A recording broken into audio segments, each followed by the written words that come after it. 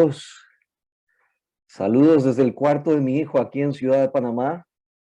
Es un gusto poder estar con ustedes esta mañana y una de las cosas interesantes de la virtualidad es que todos nos abrimos la puerta de la casa y sentados tomando una taza de café podemos reflexionar a la luz de la palabra en lo que estamos viviendo. Algunos vestidos de la mitad para arriba, otros en pijamas muy elegantes, otros muy bien preparados.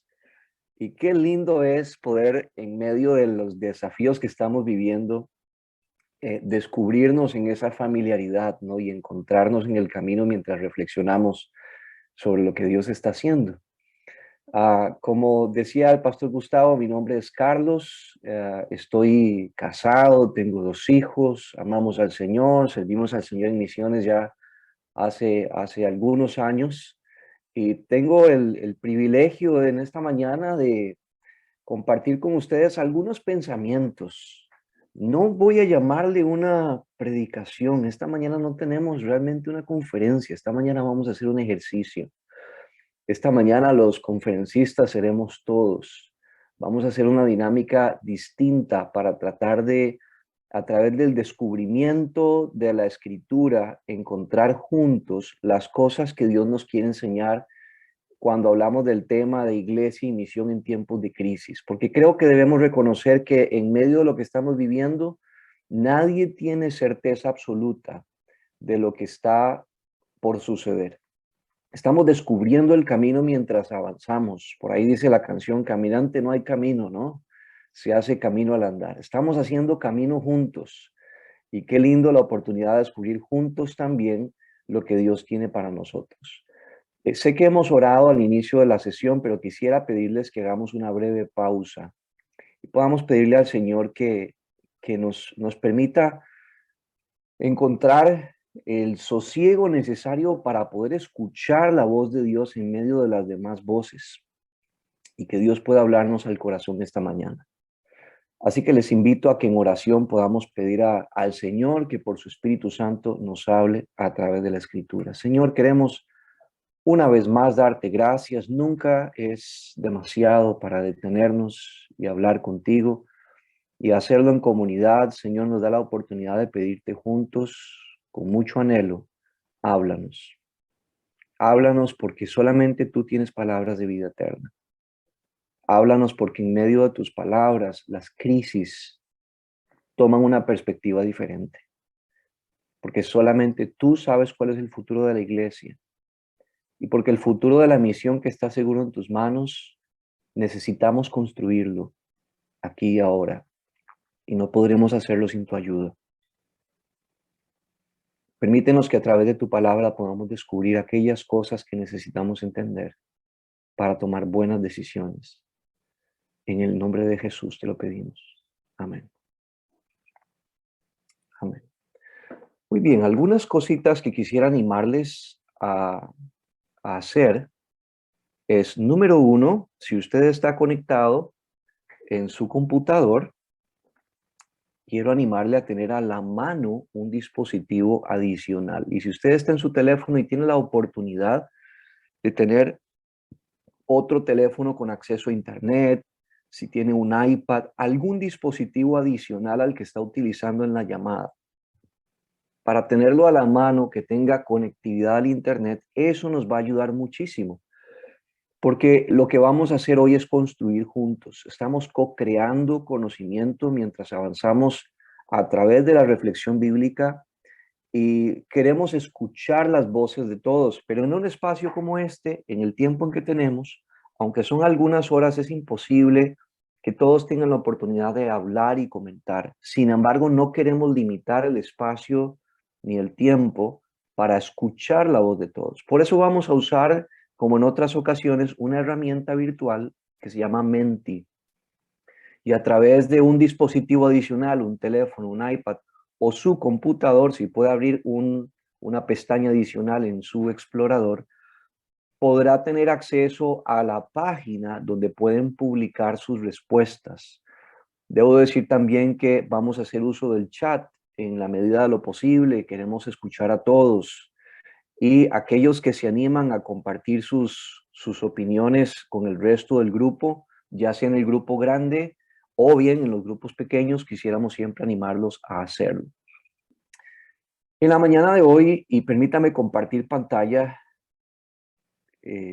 Gustavo sabe que a mí cuando se me calienta el corazón se me estira la lengua, entonces las diapositivas me ayudan a poder seguir el hilo de lo que estamos tratando de construir juntos.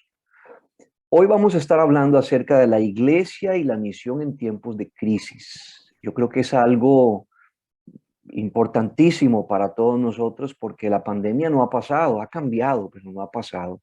Y los tiempos de crisis que esto ha traído han sido evidentes para todos en diferentes esferas de la vida. De hecho, se espera que haya más muertes producto de los resultados indirectos de la pandemia que las mismas muertes en sí por el virus del COVID. En África, por ejemplo, se espera que cientos de miles de personas mueran lamentablemente simplemente porque el COVID no ha permitido preparar a muchas comunidades para los tiempos de epidemias, de mosquitos, de dengue, de malaria. Y esas son cosas que suceden cada año en este continente, en algunas regiones de este continente. Y no ha podido suceder. Se espera que el hambre en el mundo se duplique y que los países en pobreza extrema se tripliquen a raíz de todos los efectos de la pandemia. Y parece ser que las cosas no terminan cuando comienzan otras, ¿no? Ahora hablamos de la viruela de los monos, estamos mirando las amenazas que genera toda la invasión de Rusia a Ucrania, y parece ser como que la crisis no se acaba, simplemente cambia de escenario. ¿Cómo vivimos la iglesia y la misión en tiempos de crisis? Yo quisiera que pudiéramos desarrollar este tema en dos segmentos. Vamos a tener un primer segmento donde vamos a tener unos minutos de exposición y luego un tiempo de trabajo en grupos pequeños.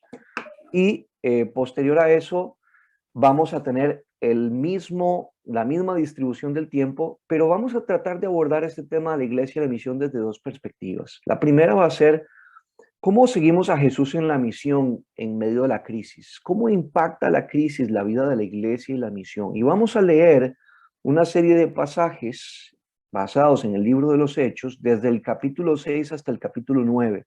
Es un segmento muy largo para analizarlo todo en detalle, así que lo que he hecho es que he seleccionado algunos pasajes. Esos pasajes nos dan una secuencia de cómo la crisis golpeó a la iglesia de Jerusalén en todo su ciclo, desde que inició la escalada de la crisis y el impacto que la crisis tuvo. Es lo que podemos ver entre el capítulo 6 y 9 y vamos a tratar de hacer un ejercicio de estudio bíblico por descubrimiento. Juntos vamos a tratar de echar un vistazo a qué es lo que sucede en medio de la crisis en la vida y el trabajo de la iglesia mientras ellos llevan adelante la misión. La segunda sección hablaremos de tendencias y cómo enfrentamos los cambios en medio de la crisis como iglesias. Permítame enfocarme entonces en esta primera sección. Quisiera empezar contando una experiencia que tuvimos la semana pasada. Ya estamos entrando en otra etapa de vida, tenemos un hijo que va rumbo a la universidad y él decidió hacer una pausa por un año entre el final de la secundaria y el inicio de la universidad y dedicar ese tiempo para afirmar su relación con Dios. Fue una decisión para nosotros de mucha alegría, creo que muy acertada, y Dios proveyó todo lo necesario para que él pudiera estar un año en San Antonio, Texas, en un discipulado en comunidad para jóvenes, donde el énfasis es estudiar la Biblia en un año. Una experiencia transformadora. La semana pasada fue la graduación. Así que nos habíamos preparado para poder ir a la graduación. Como buenos misioneros viajamos por millas. Así que parece ser que cuando uno busca vuelos baratos son como vuelos de lechero, ¿no? Hay que ir por todas partes para poder llegar al sur de los Estados Unidos. Teníamos que llegar casi frontera con Canadá y hacer una conexión en un tiempo muy estrecho para viajar hacia San Antonio, en Texas. Y cuando nosotros salimos de la casa, salimos con toda esta ilusión de ser parte de este momento tan clave en la vida de Josué. Llegamos al aeropuerto y el primer gran desafío nos encontró allí. Teníamos este vuelo por millas con dos aerolíneas diferentes. Y la primera aerolínea nos dio el pasaje de abordar de esta primera sección, pero no nos dio el pasaje de abordar de la segunda sección, asumiendo que eso era responsabilidad de la otra aerolínea. Nos pareció extraño, pero bueno, así nos fuimos. Intentamos hablar con varias personas para llevarnos toda la porción, porque el tiempo de transición en Washington iba a ser muy corto y no estábamos seguros si nos iba a dar el tiempo. Subimos al avión tarde. El avión tuvo una demora de casi una hora y en Estados Unidos solo teníamos 2 horas para la transición. Para los que han estado en esa situación saben cómo es. Ya nosotros nos estábamos inquietando y nos miramos y dijimos, vamos a confiar en Dios, que Él está en control. Y así nos fuimos. Llegamos a los Estados Unidos, obviamente tarde, la fila para migración era interminable, supimos que posiblemente no lo íbamos a lograr y lo que no habíamos podido hacer en todo ese tiempo, que era obtener el segundo pasaje, lo intentamos hacer desde nuestros teléfonos celulares. Funcionó. Y dijimos, gloria a Dios. Esa era la respuesta. Dios está ayudándonos en medio del proceso, ¿no? Y resulta que cuando hicimos la solicitud de ese segmento para poder viajar, el boarding pass, nos aparece un mensaje a ambos en el teléfono que dice, estamos buscando voluntarios para ceder su puesto y viajar una hora más tarde a San Antonio. Y tenía unos tiquetes de premio de 300, 400 y $500. Ya nosotros estábamos haciendo planes con la plata y los viajes que íbamos a hacer con esos bonos. Y dijimos, Dios está en esto, esto era lo que tenía que suceder, por eso se nos atrasó el vuelo. Finalmente llegamos al oficial de migración, hicimos todo, corrimos y no llegamos a la puerta. Y cuando usted no llega a la puerta, aunque ha cedido su puesto, no hay nada que hacer. Dijimos, oh, ¿ahora qué hacemos? Fuimos al counter de la aerolínea y ellos nos dijeron, les podemos reprogramar su vuelo, pero no hay bonos porque ustedes no llegaron a la puerta. Pero se los podemos reprogramar mañana, no hoy. Ya teníamos reserva en un hotel en San Antonio, ya teníamos reserva de un auto porque el seminario está lejos de la ciudad de San Antonio y la aerolínea no estaba dispuesta a hacerse responsable por la pérdida de ese vuelo y la noche de hotel en Washington. Y dijimos, qué problema, qué mal. En eso de ir chateando con una amiga, la historia larga corta es que nos dice, tengo puntos en un hotel Marriott y nos regaló una noche en un hotel bonito al lado del aeropuerto. Marriott fue un regalo de Dios tremendo y dijimos, qué bien. Y llamamos para hacer la solicitud de reembolso del hotel en San Antonio y nos dijeron, ya se pasó la hora para hacer el reembolso. Y dijimos, qué mal. Llamamos a la arrendadora para que nos retuvieran la reserva para el día siguiente y nos dijeron no se puede, la deben perder porque son las políticas. Y después de mucho insistir nos guardaron la reserva y dijimos qué bien. Y cuando llegamos al día siguiente a San Antonio a retirar el carro, justo antes de tener la llave en nuestra mano nos dijeron, ¿y su licencia internacional? Qué mal. No teníamos licencia internacional. Y cuando vamos saliendo del pasillo, una pareja de señores ya mayores se acercan a nosotros, no tienen ni idea de quiénes somos, nosotros no teníamos ni idea de quiénes eran ellos, y esta señora dulcemente se acerca y nos dice, no importa dónde vayan, yo los llevo. Y yo le dije, señora, lo que pasa es que vamos a la graduación de mi hijo que está a una hora de aquí, y me dijo, no quiero que se preocupen, yo los voy a llevar. Y en esta experiencia del viaje, lo que quiero decir es esto. Nosotros fuimos para ver una graduación, pero lo cierto es que fuimos para aprender una lección y se llama confianza. Desde que nos montamos en el avión en Panamá hasta que nos montamos para el regreso hacia acá, porque ahí no terminó la historia, las historias continuaron. Fue como una montaña rusa de altos y bajos, en donde decíamos, qué bien, qué mal. Y una y otra vez estábamos arriba y abajo y de pronto en medio de todo lo que estaba pasando nos preguntamos, ¿cómo sabemos qué es bueno? ¿Cómo sabemos que es malo? ¿Cómo saber si realmente las cosas que están pasando están bien o están mal? ¿No será demasiado pronto realmente para saber? ¿No será que las circunstancias inesperadas, los detalles intrascendentes, los momentos difíciles son los que van creando la ruta de las cosas que a la larga determinan el destino de toda una historia? ¿No son esos momentos difíciles a veces los que preparan el corazón para la sorpresa de la gracia mostrada de Dios en medio del camino? Que nos hacen comprender algo más allá del momento, nos hacen entender las cosas en perspectiva. Y por ahí es donde quiero entrar, porque en medio de esta experiencia que hemos vivido ha sido exactamente igual como una montaña rusa, en donde juzgamos muchas veces las cosas que vivimos por la apariencia que tienen y decimos, qué bueno, y nos preguntamos, ¿cómo sabemos que es bueno? Y de pronto viene algo difícil, algo triste, una pérdida, una dificultad, una situación económica compleja, y decimos, qué mal, y me pregunto, ¿cómo sabemos que es malo? ¿Cómo sabemos juzgar la historia a la luz solamente del momento? ¿Cómo podríamos darnos cuenta de que Dios está usando este tiempo difícil para crear nuevos mapas para la ruta y la misión que requieren que en nuestro viaje hayan altos y bajos y nos ayudan a redefinir nuestra participación en la iglesia y la misión? Basta recordar con que en los peores tiempos de pandemia, cuando los templos estuvieron cerrados, Dios nos demostró que aún con los templos cerrados, la iglesia sigue allí.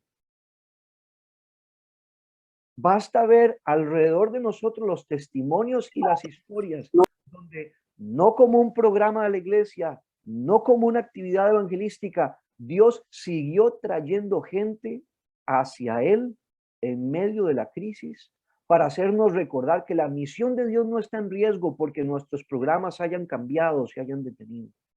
Dios es el Dios de la misión y Él la va a cumplir. Él no se va a detener. La pregunta clave no es cuál es el futuro de la misión, porque el futuro de la misión no ha cambiado. La pregunta clave es cuál va a ser nuestra participación en construir ese futuro de la misión al que Dios nos está invitando. Esta realidad, debo decir, a modo de cerrar nuestro tiempo de introducción, nos ha hecho recordar que el arquitecto y el constructor de la misión es Dios. Saber que Él lo va a hacer nos quita esa carga abrumadora, ese sentido de responsabilidad nuestra, que nos hace pensar que todo lo que va a suceder depende de lo que podamos hacer. Y nos devuelve la perspectiva de que Dios está en control y que las cosas que aparentemente son buenas y las cosas que aparentemente son malas son solamente una lectura del momento, pero Dios está en control de la historia. Eso nos da la libertad de detenernos y de reflexionar para pensar, ¿qué está haciendo Dios en medio de todo esto? Y lo más importante, ¿cómo yo puedo ser parte de esa historia? Con eso en mente, quisiera que podamos echar un vistazo a cómo la crisis impacta la vida de la iglesia y la misión y que tracemos una base bíblica sobre la que podamos construir esto. He seleccionado pasajes entre el capítulo 6 y el capítulo 9 para poder mostrar 3 segmentos de la crisis y su impacto en la vida de la iglesia y la misión. El primer segmento es cuál es el inicio de la crisis, dónde comienza todo. El segundo es cómo la crisis toma dimensiones abrumadoras y escala a un punto que nos afecta, que nos golpea. Y el tercero es cómo es el resultado o el desenlace de esa crisis que al final del día no podremos definir con claridad hasta verlo a través del tiempo. Pero podemos atravesar esa montaña rusa de altos y bajos, de buenos y malos, con la confianza en todo tiempo de que Él usa todas las circunstancias, aún las más intrascendentes o las más dolorosas, para poder definir la ruta de las cosas, el destino de la historia y poder cumplir los propósitos de Dios. vamos a hacer un ejercicio que no había hecho antes, porque hasta este momento lo que voy a compartir en esta primera sección va a terminar aquí. Este es el momento donde vamos a leer la escritura en porciones importantes y vamos a tratar de preguntarle a Dios, ¿qué nos quiere decir aquí? Este es el momento cuando quiero animarle a tomar su dispositivo adicional, si es una pestaña extra en su computador, si es un teléfono, un iPad, cualquier dispositivo que tenga acceso a Internet y que pueda ir a este segmento en rojo que se llama www.menti.com. Cuando usted entra a esta sección, va a encontrar que le va a pedir un código. El código es un número y este es el número. Al poner ese número, usted va a tener acceso a una página donde puede poner hasta 10 respuestas por persona de lo que queremos estudiar juntos acá. Así que permítanme tomar unos minutos para este primer segmento de el inicio de la crisis, porque vamos a analizar la crisis que vivió la iglesia en Jerusalén en el libro de los Hechos. Y aunque todo esto sucede en su clímax en el capítulo 8, comienza desde el capítulo 6. Leo para usted algunos segmentos que he escogido para que podamos pensar en cómo este inicio de la crisis es para muestra un botón de lo que estamos viviendo hoy en día. Y mientras lo leemos, quiero invitarle a pensar en esta pregunta. ¿Qué aprendemos de las crisis? Leo para usted. Esteban, un hombre lleno de la gracia y del poder de Dios, hacía señales y milagros asombrosos entre la gente. Cierto día, unos hombres de la sinagoga de los esclavos liberados, así la llamaban, comenzaron a debatir con él. Eran judíos de Cirene, Alejandría, Cilicia y de la provincia de Asia. Ninguno de ellos podía hacerle frente a la sabiduría y al espíritu con que hablaba Esteban. Entonces persuadieron a unos hombres para que dijeran mentiras acerca de Esteban, y ellos declararon: nosotros lo oímos blasfemar contra Moisés y hasta contra Dios. Esto provocó a la gente, a los ancianos y a los maestros de la ley religiosa. Así que arrestaron a Esteban y lo llevaron ante el Concilio Supremo. La historia sigue desde el verso 13 del capítulo 6 y se extiende hasta el versículo 56 del capítulo 7, donde Esteban hace una defensa de su fe extraordinaria, y el resultado de esto, que es el verso que estoy por leer en el versículo 57 del capítulo 7, es lo siguiente. Entonces, ellos se taparon los oídos con las manos y comenzaron a gritar. Se lanzaron sobre él, lo arrastraron fuera de la ciudad y comenzaron a apedrearlo. Sus acusadores se quitaron las túnicas y las pusieron a los pies de un joven que se llama Saúl. Y aquí la gran pregunta, mis hermanos, es ¿qué aprendemos acerca de las crisis? Porque esta crisis de la iglesia en Jerusalén no comenzó con la iglesia, comenzó con un hombre que era miembro de la iglesia. Es la experiencia que diríamos, qué mal lo que sucede allí. Bueno, ¿cómo sabemos? Pero es la experiencia dolorosa, difícil del martirio de Esteban, lo que abre las puertas a un periodo de crisis sin precedentes para la iglesia que apenas estaban haciendo en ese tiempo. Entonces, la pregunta del millón aquí es, ¿qué aprendemos de las crisis? Quisiera pedirles que ya sea a través del micrófono pudieran compartir su opinión, o que ustedes pudieran escribir en menti.com sus respuestas, o incluso usar el chat para poder compartirnos qué aprendemos de las crisis cuando leemos este pasaje. Échele un vistazo a los detalles y trate de pensar qué Dios nos quiere enseñar aquí acerca de las crisis. Les escucho, mis hermanos. El primero que se anime, adelante.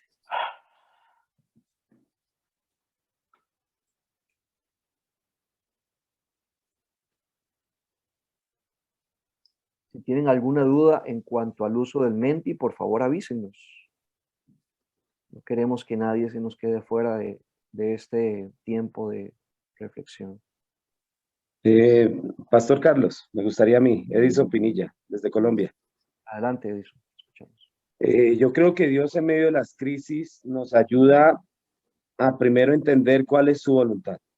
Yo creo que no ha habido una crisis y leyendo la escritura y este texto del libro de Hechos, no creo que haya habido una crisis en que Dios tenga un plan en medio de la situación. Entonces, a nosotros como seres humanos nos parece que la situación es difícil, de que las cosas no están bien, pero sin embargo, en medio de esa situación, Dios tiene un plan, un propósito, algo quiere hacer en medio de la situación y posiblemente a veces como iglesia estamos un poco dormidos, estamos como estaba el pueblo de Israel cuando Ageo predicó a Zorobabel y a Josué, que necesitaban despertar y creo que Dios nos está cambiando a esta nueva normalidad, el propósito de cómo debemos trabajar y para mí, dentro de ese nuevo propósito está darle prioridad a lo que es la misión de Dios, a lo que es la misión de ir.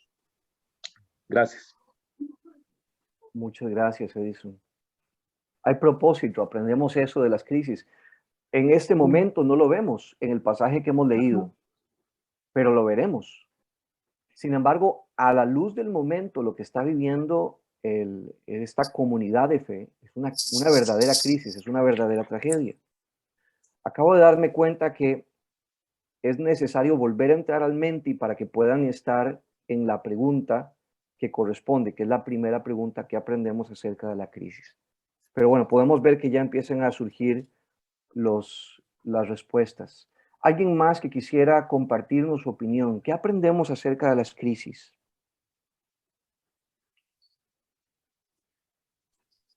Yo, Tenga Randall, pena. yo quisiera opinar. Creo que en cuanto a, a nosotros aquí en Estados Unidos, creo que la crisis fue fuerte, pero en medio de todo siempre vemos que Dios está presente. Lo que pasa o lo que me quedó aquí muy claro es que nosotros, los cristianos y los que no son cristianos, actuamos diferente, como si Él no estuviera. No sé por qué tenemos esa humanidad igual los cristianos y no cristianos, tenemos esa capacidad increíble de perder el control tan fácil. Le voy a dar un ejemplo, el virus. Aquí el virus no tenía nada que ver con el estómago y una crisis de papel higiénico. No se sabe por qué, ¿verdad? Pero ese es el problema. En medio de las circunstancias, en medio de la crisis, nos olvidamos quién es el que tiene el control. Hay veces no tenemos, como que deseamos hacer lo humanamente posible para tener el control de la situación y perdemos el enfoque, perdemos la visión de Dios, perdemos esa confianza, esa fe que tenemos que tener en nuestro Padre.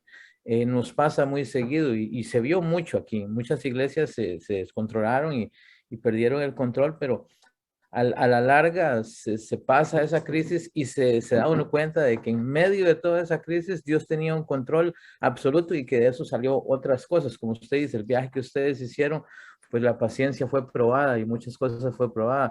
Igual en estas crisis son probadas muchas cosas, pero se nos olvida como humanos, como hermanos que somos, como hijos de Dios que somos, se nos olvida el que tenemos que tener la plena confianza en Dios y nos desesperamos, pero al final de todo vemos que ya saliendo de esta crisis, que todavía está, pero ya hay un mayor control, ya hay una más confianza en Dios, ya hay otra perspectiva, y que en muchas instancias sabemos que si vuelve a pasar ya tenemos otra perspectiva, otra manera de ver las cosas, una confianza total en Dios, que Él va a sacar a su pueblo adelante, no importa la crisis que haya.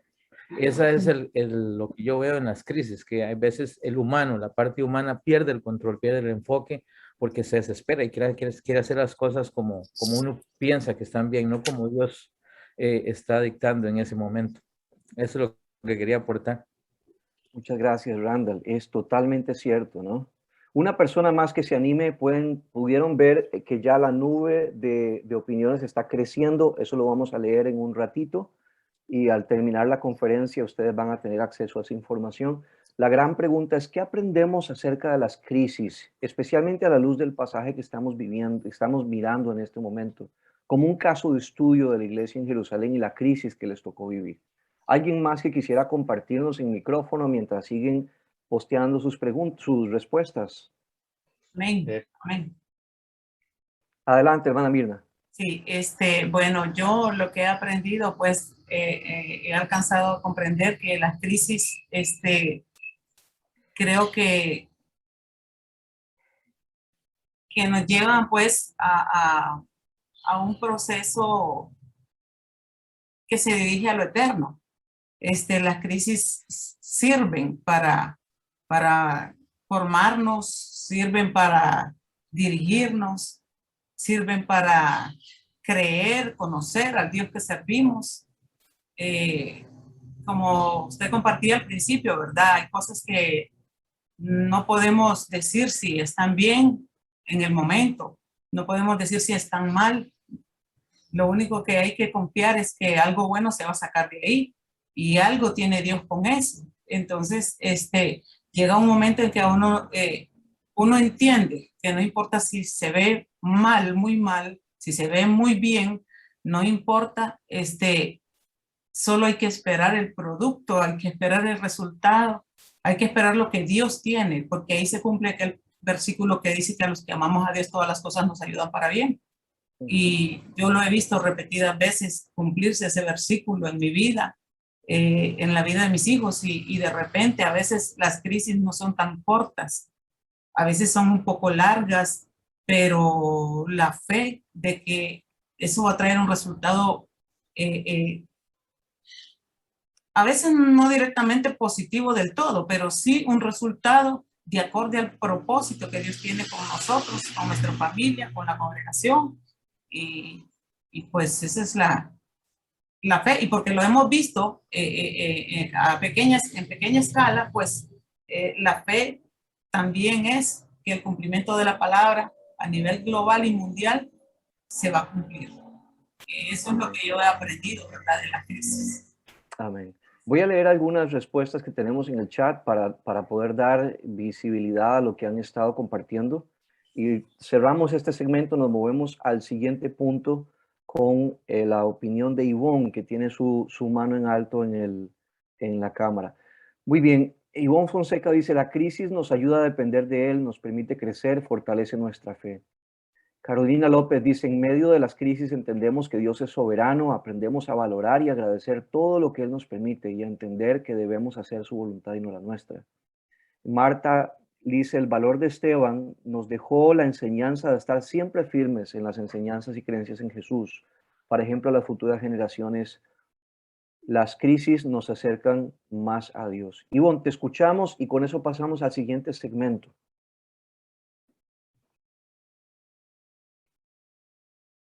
Buenos días para todos.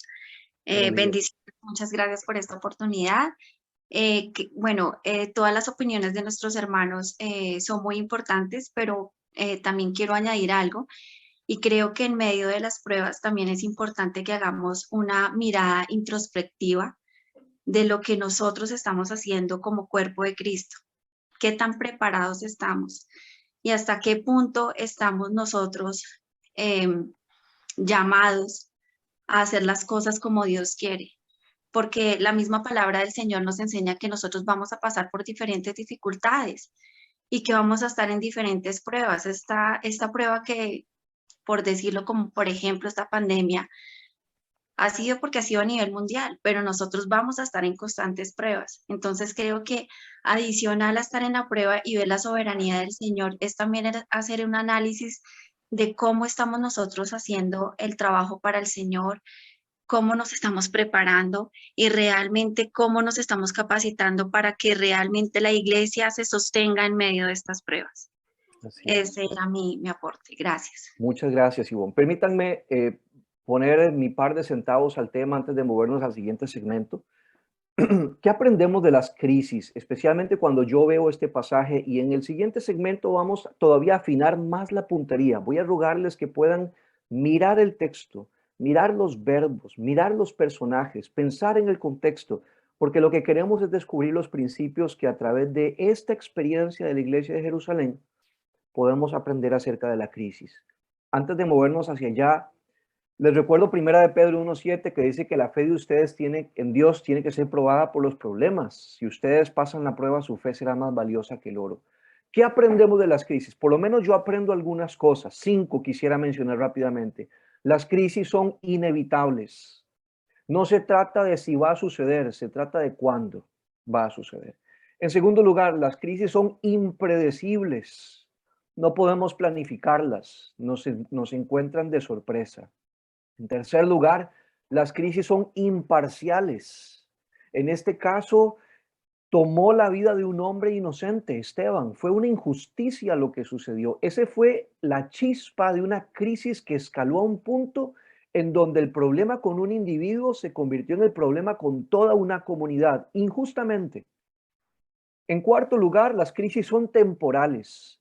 Lo que ellos pudieron ver en ese instante posiblemente fue el peor desastre que pudieron haber vivido como iglesia naciente. Recuerden que la iglesia de Jerusalén era una mega iglesia. Había miles de personas que habían venido al Señor para ese momento. Estaban viviendo una fe fuerte, estaban creciendo en muchos aspectos, pero la iglesia estaba detenida en un mismo lugar con cierta comodidad. Todavía estaban solamente establecidos en Jerusalén y seguramente esta amenaza a la iglesia en Jerusalén que los hizo desmembrar la iglesia resultó ser una verdadera tragedia. Y ese es justamente el otro aspecto, que las crisis tienen un propósito. Lo que parece ser una tragedia, Dios lo tornó en algo totalmente diferente. Así que nos movemos al siguiente segmento. Quisiera animarles a pensar. Permítame cambiar pantalla al texto.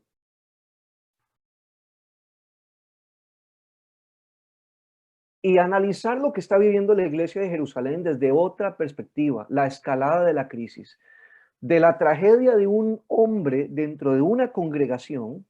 Pónganse en los zapatos de estas personas y piénselo por lo menos si fuera en su propia iglesia. Que un evento de injusticia que ha cobrado la vida de un hombre inocente y de un buen hombre, uno de los mejores líderes quizás que pudo haber tenido la iglesia de Jerusalén, resultó en una persecución masiva hacia toda la iglesia. Leo para ustedes y mientras leo, por favor, piensen en qué podemos aprender en este espacio a la luz de esta pregunta. ¿Dónde está Dios cuando todo esto sucedía? Pero traten de mirarlo a la luz de lo que está pasando en la historia y el contexto. Capítulo 8, verso 1, parte B, dice: ese día comenzó una gran ola de persecución que se extendió por toda la iglesia de Jerusalén. Y todos los creyentes, excepto los apóstoles, fueron dispersados por las regiones de Judea y de Samaria. Con profundo dolor, unos hombres consagrados enterraron a Esteban. No sabemos si Esteban tenía esposa, hijos, familia extendida. Verso 3, y Saulo iba por todas partes con la intención de acabar con la iglesia. Escuche bien cómo lo plantea. Iba de casa en casa y sacaba a rastras tanto a hombres como a mujeres y los metía en la cárcel. La historia sigue desde el verso 4, capítulo 8, hasta el verso 40. Todo el capítulo describe lo que sucede en medio de esta persecución que se desata a raíz de la muerte de Esteban. Cómo los líderes empiezan a perseguir a la iglesia. Cómo la iglesia atemorizada huye de Jerusalén. Y muchos huyen a lugares que estaban fuera de la jurisdicción de la policía de la sinagoga, por decirlo de alguna manera. Y es así como algunos llegan hasta Damasco, por ejemplo, donde los líderes judíos en Jerusalén no tenían ninguna autoridad sobre esta región, y es la razón por la que muchos creyentes huyen en diferentes lugares. Algunos llegan a Damasco tratando de encontrar allí refugio y seguridad. Verso 1, capítulo 9, dice: mientras tanto, Saulo pronunciaba amenazas en cada palabra y estaba ansioso por matar a los seguidores del Señor. Así que acudió al sumo sacerdote, y esta es la razón por la que le pidió las cartas, porque la sinagoga de Jerusalén no tenía ninguna injerencia en las sinagogas de Damasco. Le pidió cartas al sumo sacerdote dirigidas a las sinagogas de Damasco para solicitarle su cooperación en el arresto de los seguidores del camino, a quienes, les recuerdo, tenían la idea no de meterlos presos solamente, sino de matarlos, como acaba de mencionar el verso 1. El arresto de los seguidores del camino que se encontraban allí. Su intención era llevar a hombres y mujeres por igual de regreso a Jerusalén encadenados. Esto es en distancia 300 kilómetros en chancleta. Es como que usted viaje encadenado desde Ciudad de Panamá hasta Santiago de Veraguas simplemente con sandalias. Así que en este momento nos encontramos que lo que inició como una crisis con una persona se ha convertido en algo fuera de proporción. Se habla de cárcel, se habla de violencia, hay injusticia involucrada aquí, hay corrupción. En este momento, la vida de los creyentes está en peligro, hay desplazados, hay refugiados, la iglesia está en crisis. Lo que están viviendo es caos. Y aquí tenemos que humanizar lo que estamos viviendo, hermanos, y poner nuestra teología con pies en la tierra, en nuestra propia humanidad, aterrizar esto que estamos viendo aquí y preguntarnos, ¿dónde está Dios cuando la crisis nos golpea? Porque normalmente tenemos respuestas a estas preguntas, pero quiero que podamos involucrar el corazón en medio de lo que estamos viendo aquí, porque venimos de una crisis donde hemos visto personas partir con el Señor, donde hemos visto a gente sufrir, donde hemos visto enfermedades deteriorar la vida de la gente y acelerar su partida, quizás por años o por décadas. Hemos vivido necesidades o estado cerca de personas con necesidades profundas. ¿Dónde está Dios en medio de todas estas cosas? Trate de mirar en los versículos que tenemos aquí en pantalla y pensar, ¿qué está pasando aquí? ¿Dónde está Dios? Voy a cambiar la pregunta en el Menti para poder abrir el espacio para responder esta segunda sección. Y quisiera invitarles entonces a que algunas personas brevemente pudieran compartirnos qué piensan acerca de lo que acabamos de leer. ¿Dónde está Dios cuando la crisis nos golpea? ¿Qué piensan? Pastor Jonathan, precisamente nosotros en el grupo familiar estábamos hablando este jueves sobre lo que es la soberanía de Dios y tocábamos en el concepto de cómo aún en medio de una crisis Dios está al control, nada se sale de la mano del Señor. Entonces creo que Dios de igual manera por sus tributos divinos, por omnisciente y todo lo demás que es, nada se sale, todo lo toma, lo tiene bajo control. Creo que Él está ahí y permite las cosas igual en cierto aspecto, porque como dijo, creo que fue antes Randall, nosotros en nuestra carnalidad nos deja vencernos nuestros temores, nuestros sentimientos. Hablo en un sentido general, ¿verdad? Colectivo. Entonces nos da la oportunidad de que en ese caso busquemos, si no lo estábamos buscando o lo estábamos buscando antes, que ahora lo busquemos más. El que no lo estaba buscando ahora lo empieza a buscar.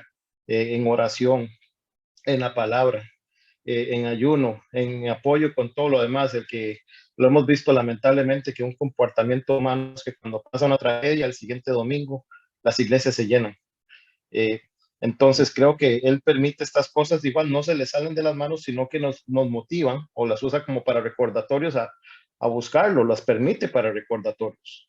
Y al final cuando buscamos, vamos a la palabra nos llena de paz, nos llena de tranquilidad. Cuando lo buscamos en oración, nos da esa calma de lo que podemos hablar aquí. El mundo no ofrece y no puede dar. Por lo menos eso es una pincelada para mí de todo el panorama de a dónde está Dios en medio de una crisis. Muchas gracias, Jonathan. ¿Alguien más que nos quisiera compartir su opinión sobre este tema? Florentino desde Honduras. Bueno, yo pienso que Dios está ahí siempre, pues, y Él ha prometido estar con nosotros hasta el final. Ahí el que nos alejamos en medio de la crisis de Dios somos nosotros, porque a veces confiamos más en nuestras propias fuerzas, confiamos más en lo que nosotros podemos hacer que en lo que Dios quiere hacer, porque Dios tiene el control de todas las cosas. Entonces Dios no se ha alejado, Dios está ahí en medio de la crisis porque Él lo ha prometido y esa debe ser nuestra fe. Y más que nuestra fe es ponerlo en práctica, saber y entender que Dios está ahí pues para nosotros. Siempre que nosotros lo busquemos, Él va a estar dispuesto para fortalecernos y hacernos entender el propósito con el cual estamos pasando la crisis, ¿verdad? Porque Dios no hace nada al azar y los que amamos a Dios, todas las cosas nos ayudan para bien. Así es. Muchas gracias, Florentino. Permítanme leer el chat, que veo que hay algunos chats. Si alguien pone su reacción o alguna manita, por favor avísenme porque no tengo visión de esa parte. Janori desde New Jersey dice que la manera en que reaccionamos en medio de la crisis es realmente importante. Tenemos que procesar esto juntos, ¿no? Carol Blanco dice, Dios siempre está presente, aunque sintamos que no está. Él nos da el espacio para que nosotros mismos pongamos en práctica lo que hemos aprendido de las Escrituras. Yo creo que un patrón en nuestras respuestas es el hecho de que Él no está ausente. Él está presente. Él está activo. Y algo doloroso es que a veces Él está en silencio. Él nos mira, nos acompaña, pero nos mira. Y a veces hay silencios profundos en medio de las crisis que tienen un propósito, tienen una razón de ser, que no significa ausencia de Dios, que no significa inactividad de Dios, pero que pone en evidencia nuestras emociones en esa montaña rusa que nos lleva hasta el borde, hasta la orilla. Y es bueno recordar en medio de lo que está pasando, y lo digo porque tenemos iglesias que han perdido pastores. Tenemos pastores que han perdido familias. Tenemos iglesias que ha visto gente partir. Tenemos personas que han pasado situaciones tan duras que han perdido la inversión de su vida. Y en medio de todas esas cosas, ¿cómo ayudamos a la iglesia a navegar y ver con esperanza el futuro cuando la gente no solamente puede ver una nube negra sobre ellos? Tenemos que poder mirar más allá del momento lo que Dios está haciendo. Dios está presente, Dios está activo. Y déjeme decirle, a la luz del pasaje que estamos viviendo, Dios no solamente está presente y activo con las familias desplazadas de la iglesia de Jerusalén, en medio de su peregrinaje buscando un nuevo lugar de refugio. Dios no solamente estuvo con Esteban, que fue muy obvio la manera en que lo experimentó durante el martirio, y la familia de Esteban, seguramente el dolor de una esposa que pierde a su esposo, o de un padre que pierde a su hijo, o de un hijo que pierde a su padre.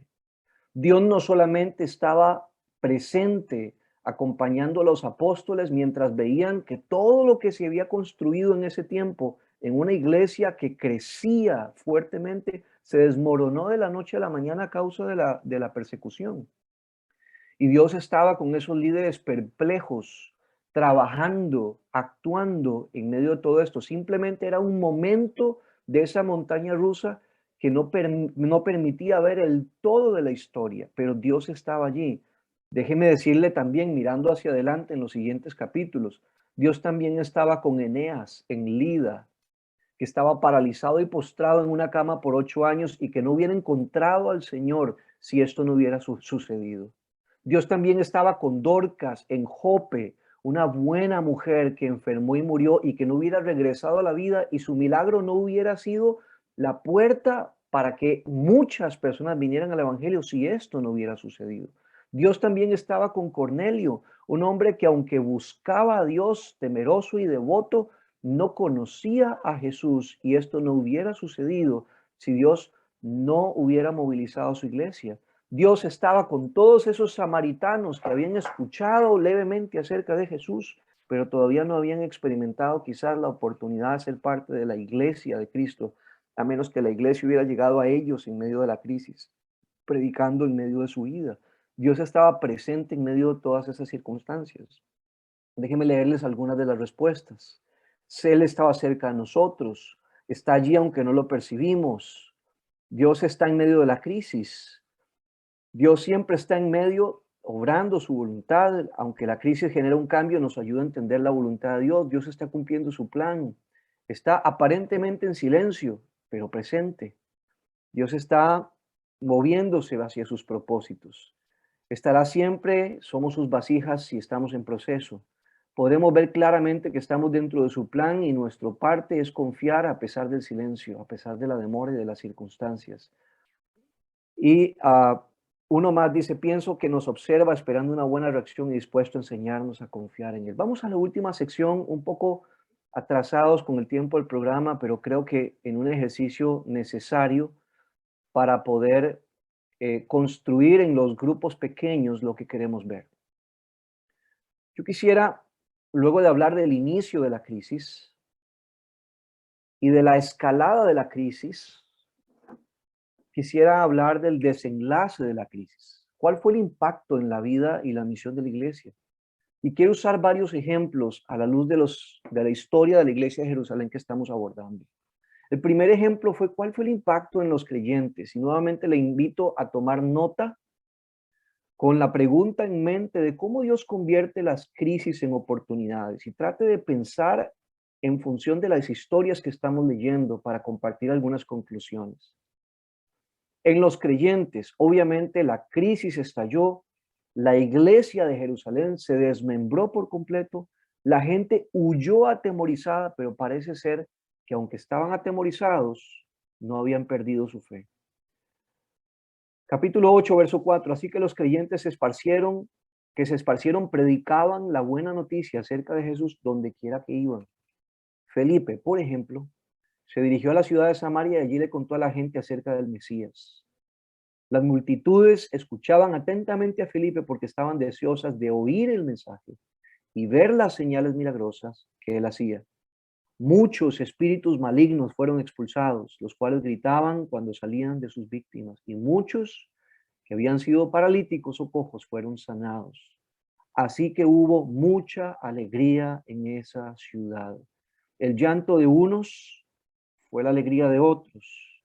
Eso es parte del impacto en la crisis, cuando vemos la crisis a la luz de la iglesia y la misión.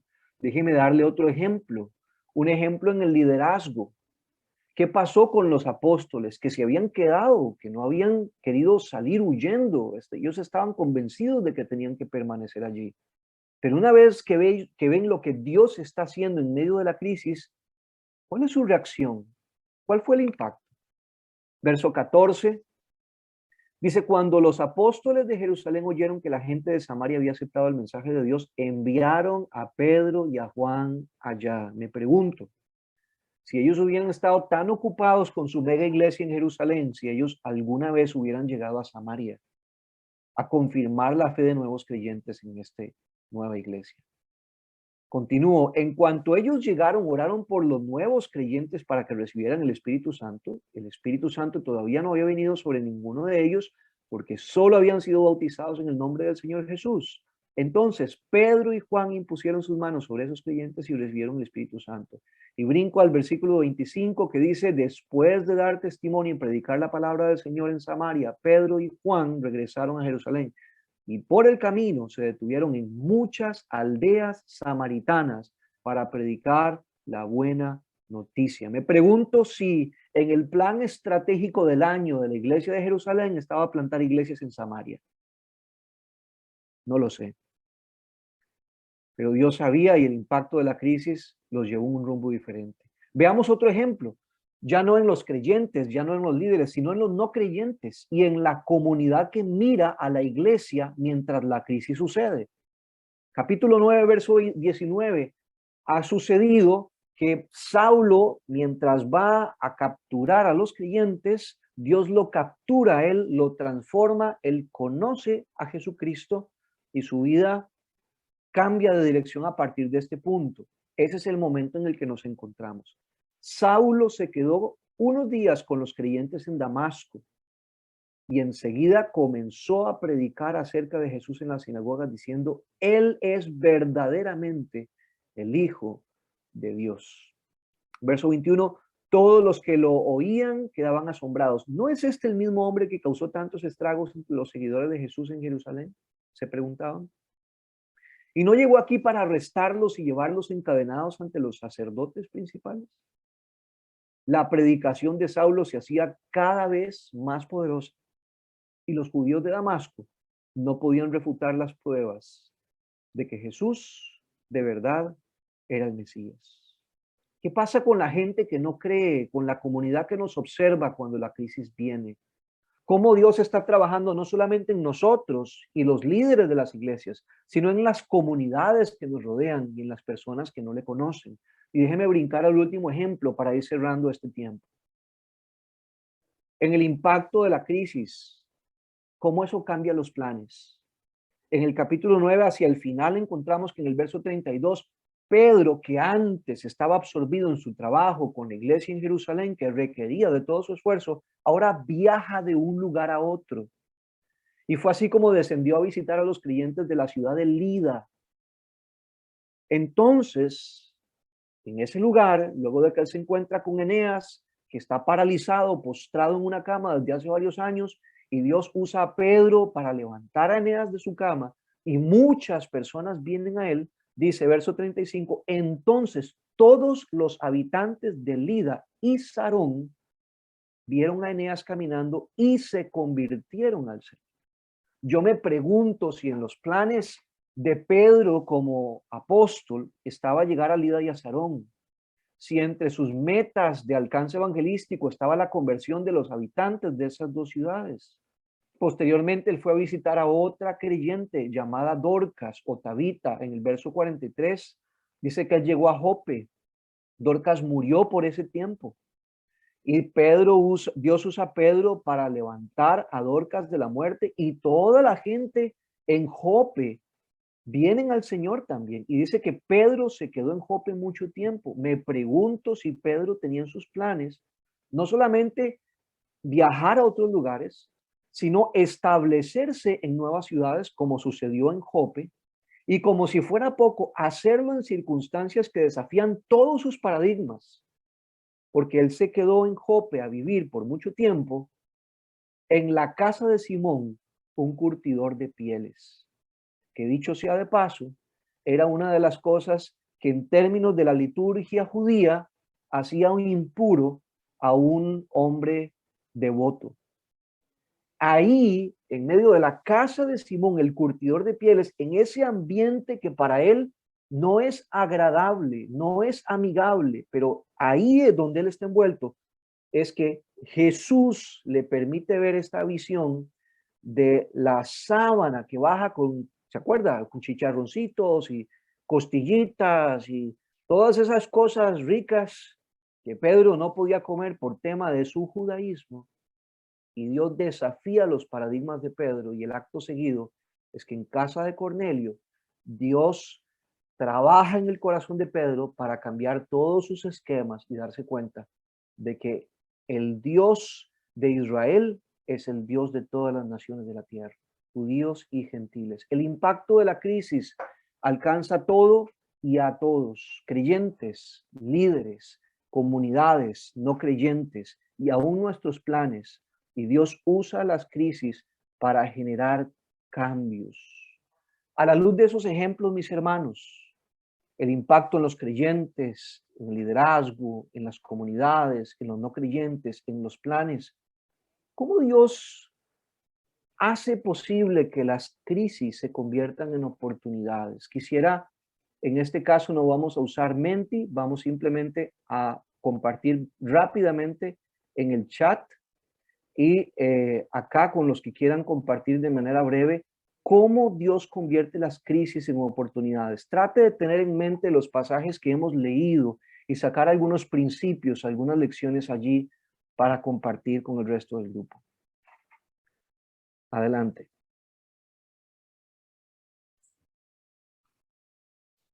Amén.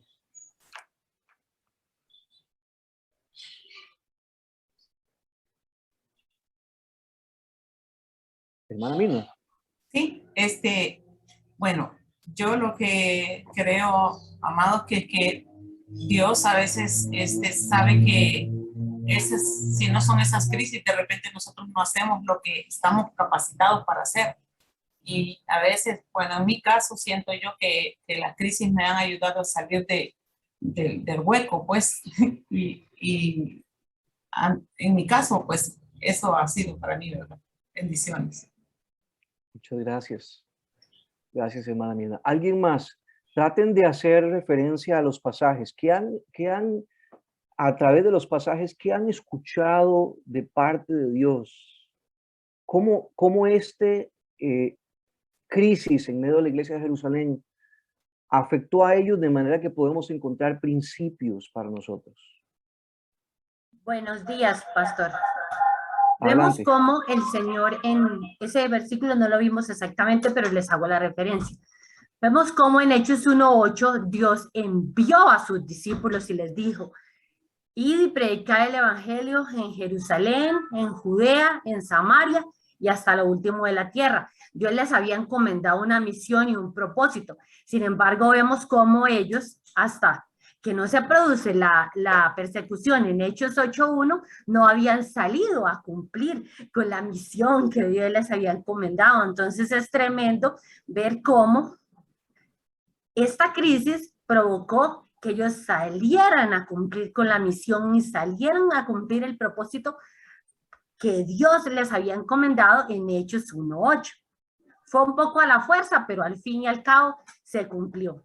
Vemos cómo la palabra del Señor dice en Hechos 8:1: y Saulo consentía en su muerte. En aquel día hubo una gran persecución contra la iglesia que estaba en Jerusalén, y todos fueron esparcidos por las tierras de Judea y de Samaria. O sea que a la fuerza salieron a cumplir con la misión que Dios les había encomendado. Así es. Muchas gracias, Marilyn. Carol nos dice en el chat: las crisis nos sacan de la zona de confort, permitiendo que el evangelio se extienda a otras naciones. Así es. Jonathan nos dice: una crisis por lo general trae cambios para salir de la crisis. Estos hermanos salieron de Jerusalén y les dio la oportunidad de llevar el mensaje del Señor a todas partes. Lo mismo pasa con nosotros. Una crisis nos lleva a hacer cambios y de paso nos puede permitir seguir expandiendo el nombre del Señor en medio de los cambios que hacemos. Muy bien, tenemos una manita en alto. Pensé que... No es Esperanza, no es el nombre, parece que es el nombre de la iglesia. Sí, pastor, no, ese es mi nombre, Esperanza. Buenos días para todos. Adelante. Hola, pastor, gracias por ese enfoque tan lindo que viene dando. Yo creo que en medio de estas crisis que estamos viviendo, estamos volviendo como a esa crisis de cuando Hechos, ¿no? De que se veían tantas cosas, pero los hermanos siempre estuvieron juntos, unánimes, y como nos decía la pastora Marilyn, salieron obligados. Y yo creo que en este momento la iglesia está viviendo ese despertar de salir, y el Señor nos pone esas herramientas, esas estrategias, y nos ha puesto, por ejemplo, a todos esos grandes héroes que en medio de las crisis salieron e impactaron las naciones. Que nosotros de verdad seamos esos guerreros que vamos a salir a pelear y a rescatar vidas para el reino de los cielos. Gracias, pastor. Amén. Muchas gracias. ¿Alguien más que quisiera compartir? Hablando del impacto de las crisis, sobre todo y sobre todos, ¿cómo es que Dios convierte las crisis en oportunidades? Acabamos de ver 4 ejemplos en áreas diferentes de cómo Dios hace eso.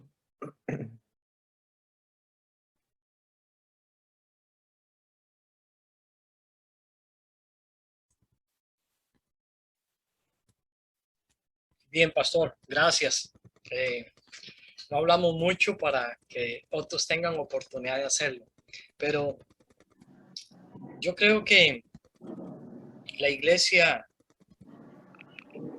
estaba muy cómoda, ya lo mencionó Carol, confort. Una iglesia floreciente, creciente, y si analizamos todas las cosas, desde Hechos 2 fueron investidos por el Espíritu Santo, les dio autoridad, poder, la oportunidad de evangelizar, la iglesia empieza a crecer. Y si analizamos todo el contexto hasta ahí, todo iba relativamente cómodo, relativamente bien, todo lo tienen en común, una hermandad hermosísima, algunas pequeñas crisis que se habían presentado, tal vez cuando arrestaron a Pedro y a Juan allá por el capítulo 3, 4, después de sanar al paralítico, pero fue una crisis momentánea, les prohibieron hablar en el nombre del Señor y ellos dijeron no y siguieron adelante. La tremenda experiencia de Hechos 5 cuando muere Ananías y Zafira, etcétera. Ellos estaban tranquilos, estaban cómodos.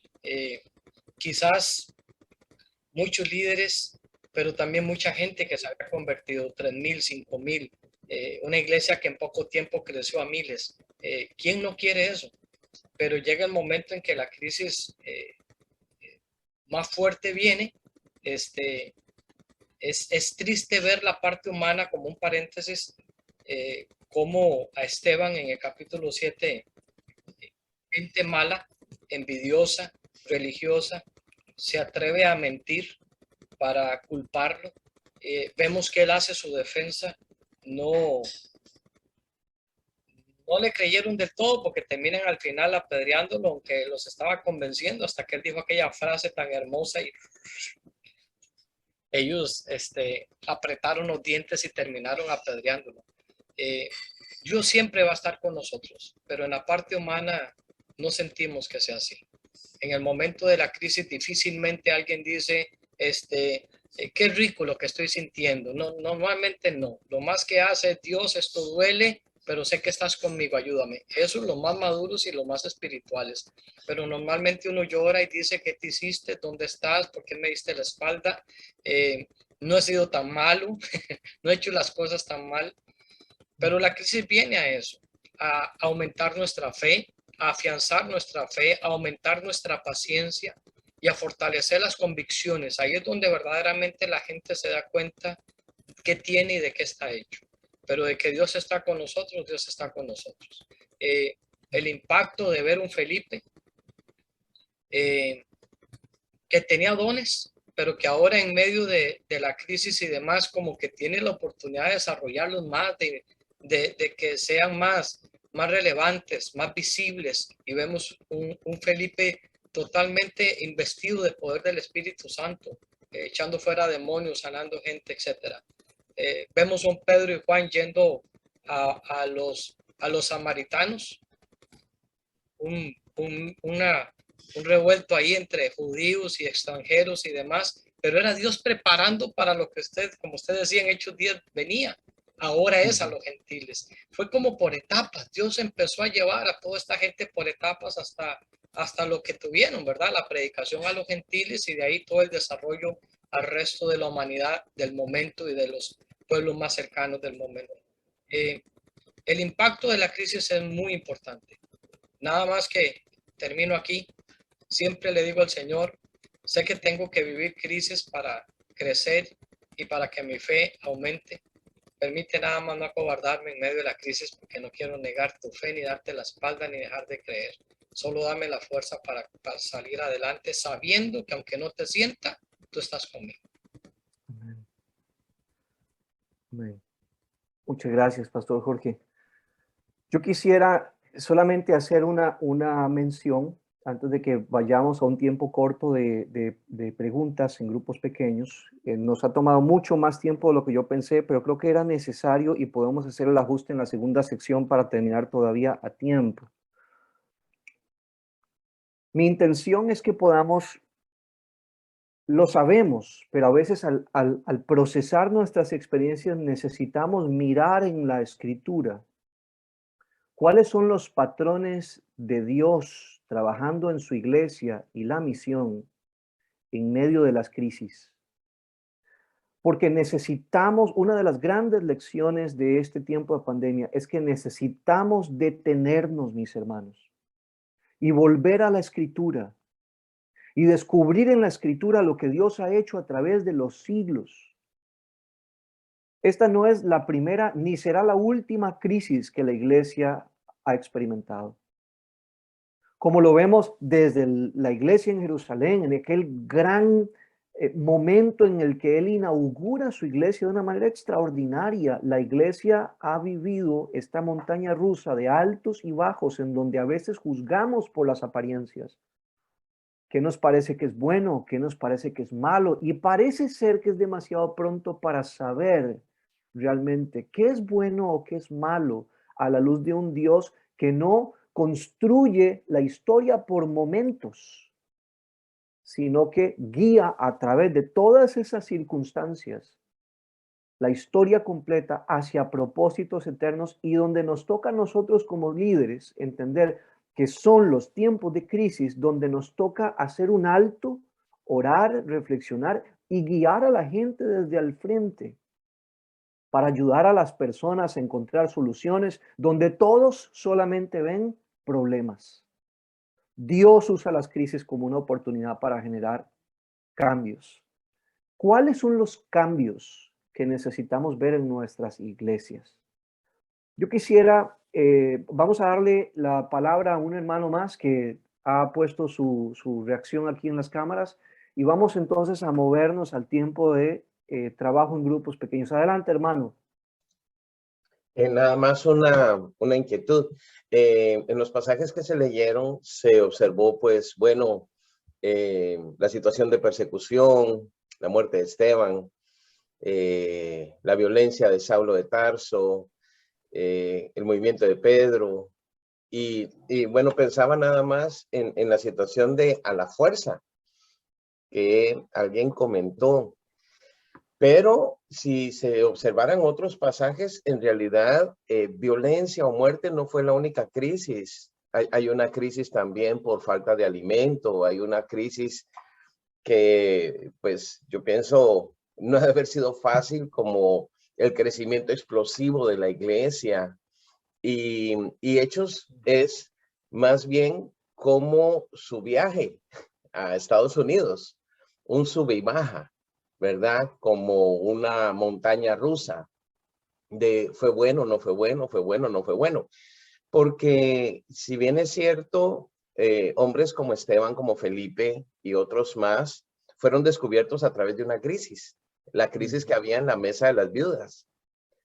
Y estas viudas tenían un pleito porque eran mujeres griegas con judías, producto de ese crecimiento explosivo de la iglesia. Entonces, creo que la crisis siempre será, o bueno, o ha sido, o a través de la historia se puede observar en la iglesia como ¿cómo decir? Como esas aplicaciones que existen hoy, que van dando dirección, que van creando alternativas y que van haciendo que la iglesia se rediseñe. Porque de otra manera estaríamos, de por sí ya se nos es muy fácil el acostumbrarnos a cosas, el ser rutinarios, el sentirnos cómodos con los servicios siempre de la misma manera. Y ahorita pues enfrentamos una crisis que se llamó COVID, y eso nos hizo rediseñarnos, descubrir todo este mundo virtual. En el caso de nosotros, descubrir una iglesia que podía funcionar en un parque. Y bueno, cada iglesia ha tenido su propia historia de redescubrir nuevas maneras, nuevas formas, rediseñarse y ver cómo Dios todo esto lo usa para bien.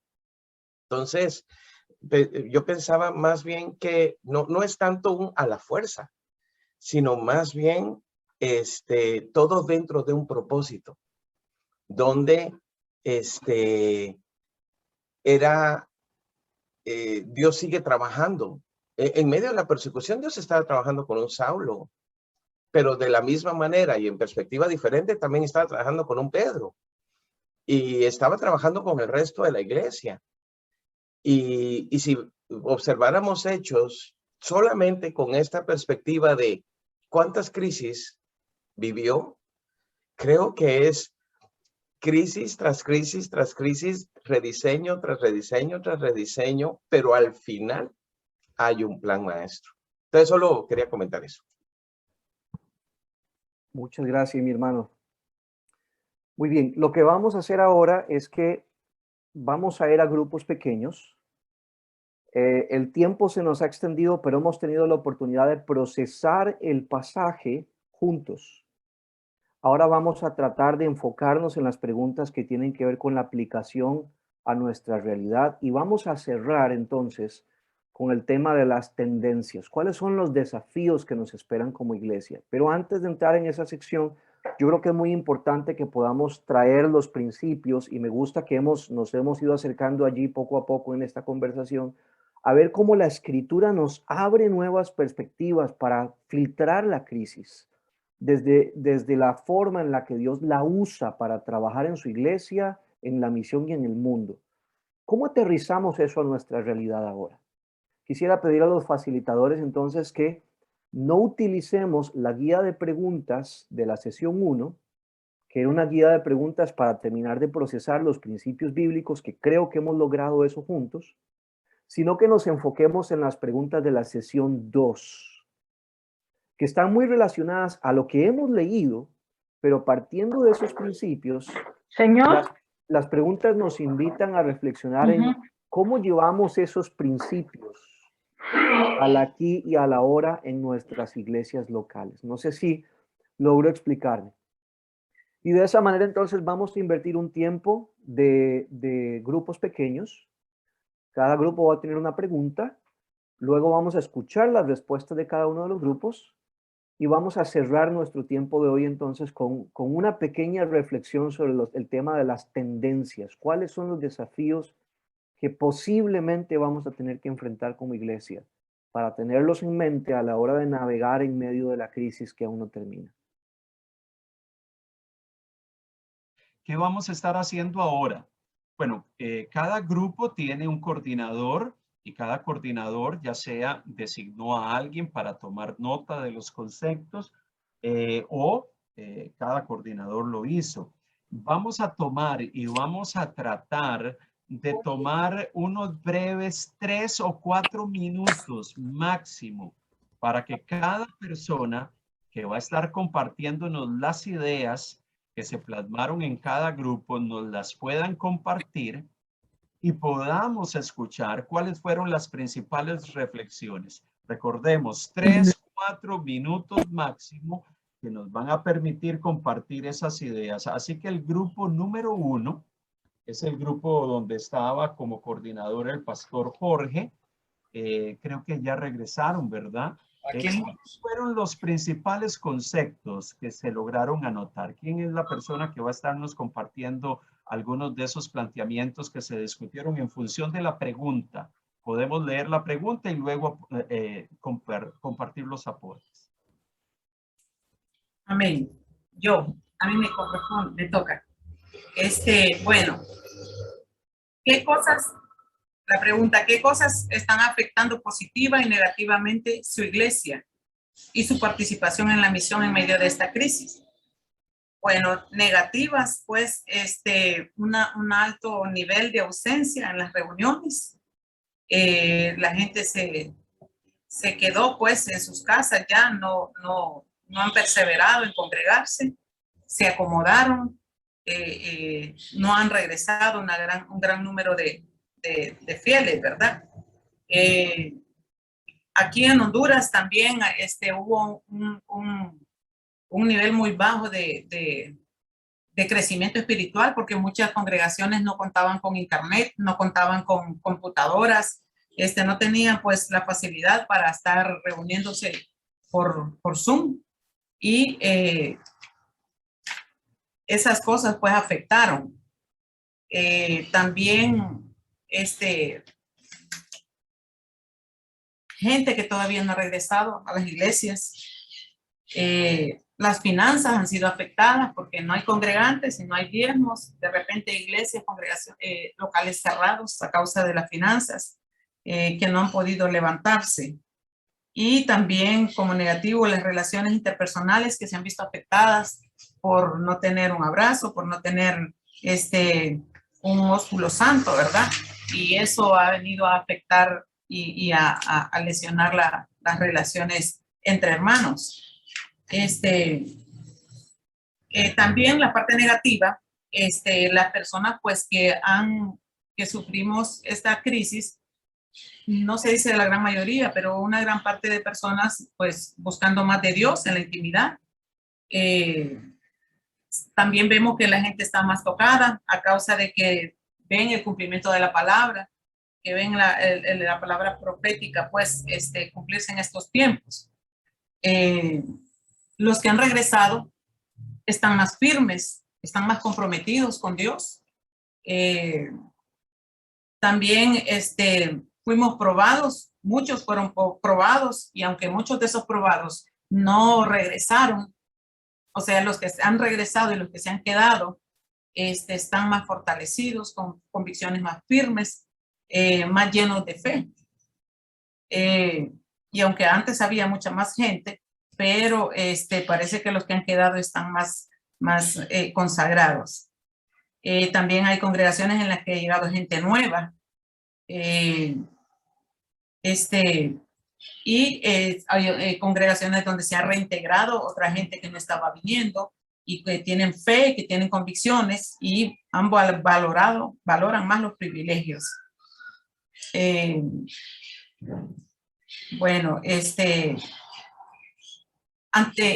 las crisis también nos sirven para despertar en nosotros esa oportunidad de servir, de dar, de compartir. ¿Cómo sabemos que estas crisis han sido negativas o positivas? Pues algunos creemos que el tiempo lo dirá, ¿verdad? Que más adelante vamos a ver los resultados y vamos a saber si en realidad fueron negativas o positivas.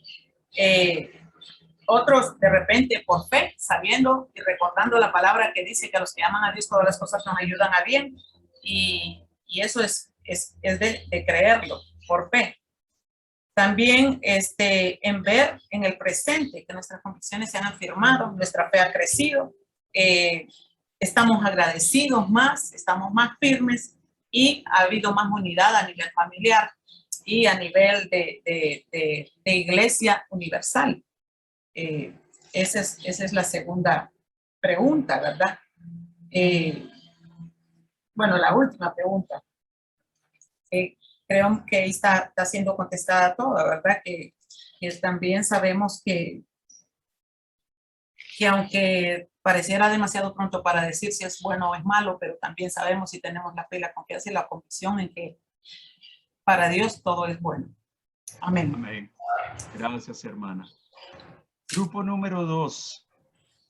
La hermana Katia nos va a ayudar a compartir las conclusiones.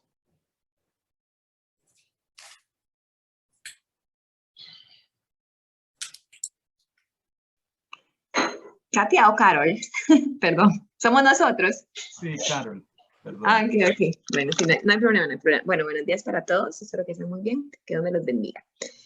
Bueno, nosotros hablamos de varias cosas, retomando, para no hacerlo muy largo, pensamos que la iglesia fue como un proceso en el cual tuvimos que repensar, reevaluar, replantearnos, prepararnos y incluso proyectarnos, ¿verdad?, a esta nueva realidad que es la que estamos viviendo, en la cual trae desafíos sociales, económicos. Después también comentamos que, bueno, todo este ha sido un proceso que también nos permitió evaluar la misión como iglesia, y así también poder ver el propósito que Dios tiene con nosotros. Hemos tenido un despertar y que esta nueva realidad nos hace buscar opciones como es la virtualidad. Dado que hay personas que todavía en las iglesias tienen cierto temor de congregarse, entonces la virtualidad está permitiendo que el mensaje llegue a ellos, y no solo a ellos, porque si se sube a alguna plataforma en cualquier determinado momento, personas que tal vez nunca han escuchado el mensaje van a lograr escucharlo por esas prédicas, esos mensajes que se dieron. Después, no dejamos de pensar que es un reto en el cual siempre tenemos que ayudar nuestro juego, ser generadores de paz,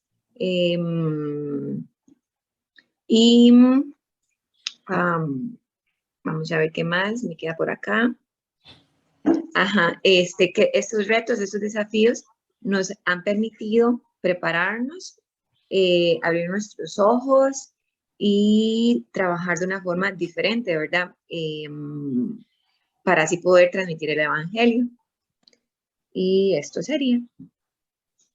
Gracias, Carol. La pregunta del grupo 2 es cómo describirían la nueva normalidad que están enfrentando como iglesia en la actualidad.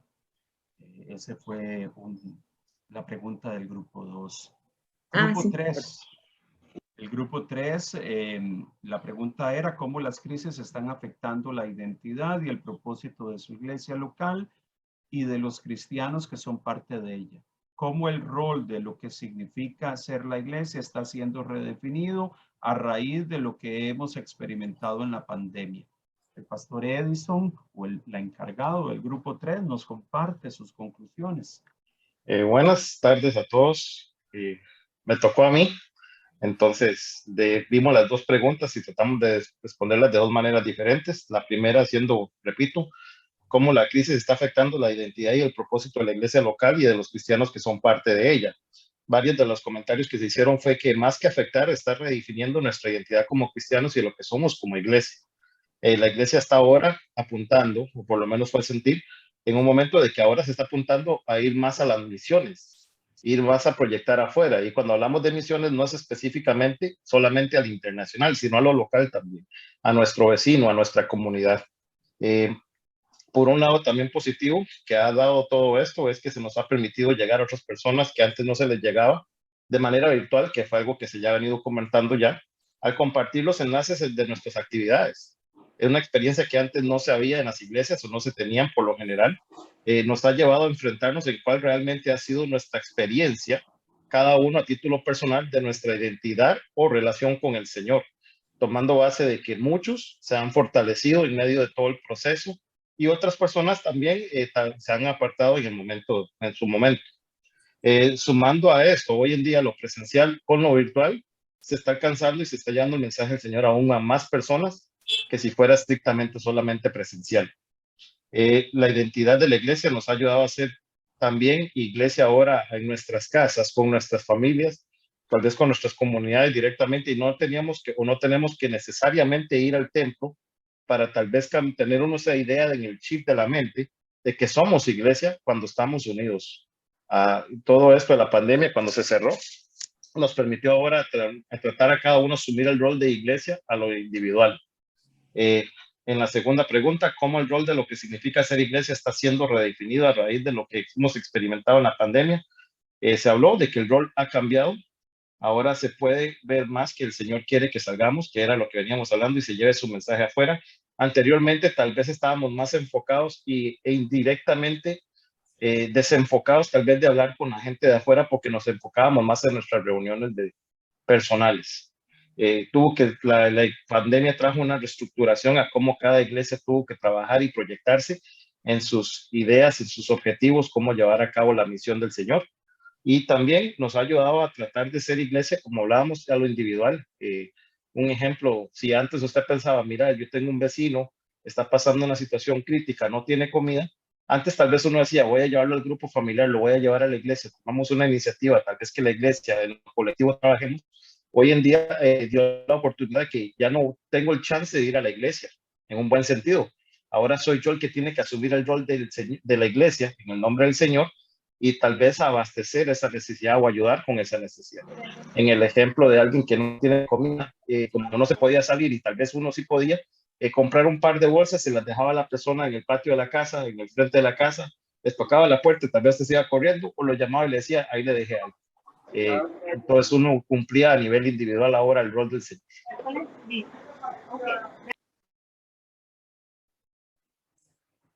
Gracias. Ese fue el grupo 3. Grupo 4, que estaba a cargo de Marilyn. ¿Quién nos va a compartir la pregunta y las conclusiones que llegaron? Buenas tardes. Yo, pastor. La pregunta decía, ¿cómo crees que tuvieron que cambiar las prioridades de la iglesia mientras se enfrentaban los desafíos de la crisis? Esa era la pregunta. Entonces, lo que nosotros sacamos como conclusiones fue, la persecución hizo que las prioridades de la iglesia cambiaran. Tuvieron que reorganizar la distribución de alimentos, cambiar el lugar de oración acostumbrado. Debieron huir y no pudieron reunirse en los mismos lugares, sino donde iban llegando por medio del esparcimiento. Iban llevando el evangelio a muchos lugares que no estaban en sus planes. Y así se logró que la palabra de Dios llegara a muchas personas no alcanzadas. Dios sacudió a Pablo y lo transformó, provocando la sorpresa de muchos y el temor. De igual manera, Dios nos cambió nuestros planes a la iglesia de este tiempo y permitió que nos reinventáramos para seguir haciendo la obra del Señor. Y muchos no lo lograron y tuvieron que cerrar. Dios nos ha permitido aprender muchas cosas y fortalecernos para estar preparados para enfrentar cosas que aún nos esperan como un cuerpo de Cristo. Es un escalonamiento de un proceso encaminados a vivir la venida del Señor y los acontecimientos que se vivirán juntamente con esto.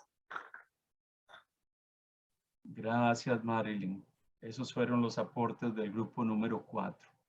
Bueno, queremos retomar el tema. Nuestro hermano Carlos, vamos a continuar con la segunda parte. Carlos, tu tiempo.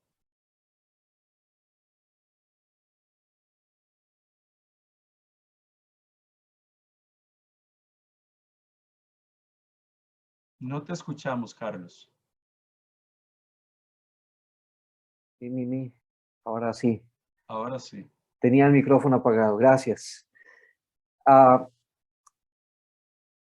La segunda sección, los minutos que nos quedan, nos vamos a enfocar en las tendencias de la iglesia en este tiempo post-pandemia y cómo enfrentamos esos desafíos.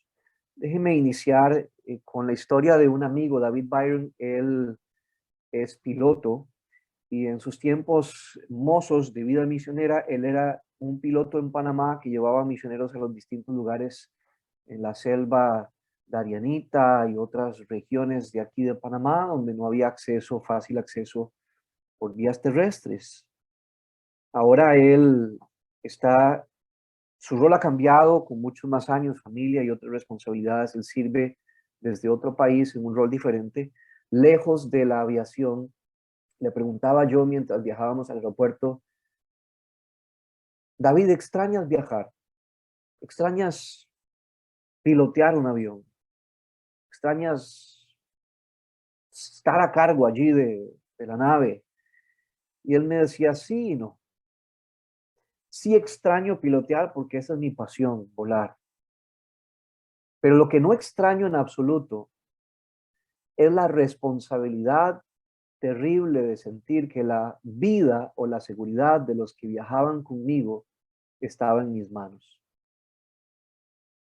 Eso me hizo pensar en que a veces, mientras como líderes salimos adelante en el trabajo de la iglesia, sentimos un gran peso de que lo que va a suceder alrededor de nosotros depende de nosotros. Y muchas veces es porque pensamos que esa responsabilidad delegada por Dios es sinónimo de control. El hecho de saber que Dios está en control y que Él está llevando las cosas hacia sus propósitos eternos no nos exime de la responsabilidad. No nos invita a decir, Dios lo va a hacer. Nos invita a ser proactivos, a trabajar, a ser comprometidos.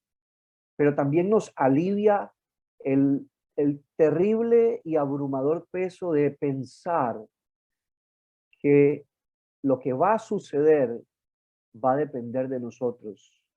Nos ayuda a recordar que Dios, que está en control de la misión, sabe mejor cómo llevar su misión y que de su mano podremos lograrlo. Si vamos a lograr avanzar en medio de este tiempo de crisis en la dirección que Dios nos está guiando como líderes, como creyentes y como iglesias, necesitamos caminar tomados de su mano con la absoluta confianza de que Él está en control. Quiero invitarles, mientras hablamos de algunas tendencias, a que puedan revisitar el libro de los Hechos y encontrar allí el Waze que necesitamos como la ruta para poder navegar en medio de la crisis. Al mirar cómo Dios actuó en la crisis en el pasado y cómo Él puede guiarnos en la crisis en el presente. Dios está en control, Dios está en acción. las circunstancias, lugares, momentos, el tiempo que nos ha tocado vivir está en sus manos. Él está permitiendo lo que estamos viviendo, y en ese escenario Él está trabajando, y su Espíritu Santo es el director de la operación, que nos está guiando de alguna manera que no podemos entender hacia un buen fin en medio de un mundo roto por el mal. Por eso necesitamos recordar que en esta nueva realidad que hemos heredado y que estamos construyendo, tenemos la oportunidad de vivir un tiempo de transición entre lo que la iglesia fue y lo que la iglesia será en un futuro cercano. Quisiera mencionar rápidamente 7 aspectos que han marcado la iglesia en medio del tiempo que nos ha tocado vivir. El primero y más evidente de ellos es la necesidad de detenernos y hacer un cambio de un activismo evangélico a veces frenético a una intimidad mucho más profunda. No es un secreto que cuando los templos se cerraron, los programas se pararon y todos nos estábamos preguntando qué estaba haciendo Dios, el mundo entero se volcó en oración. Aún los que no creían empezaron a hacerse preguntas más honestas, buscando respuestas de alguna manera en Dios a lo que estábamos viviendo.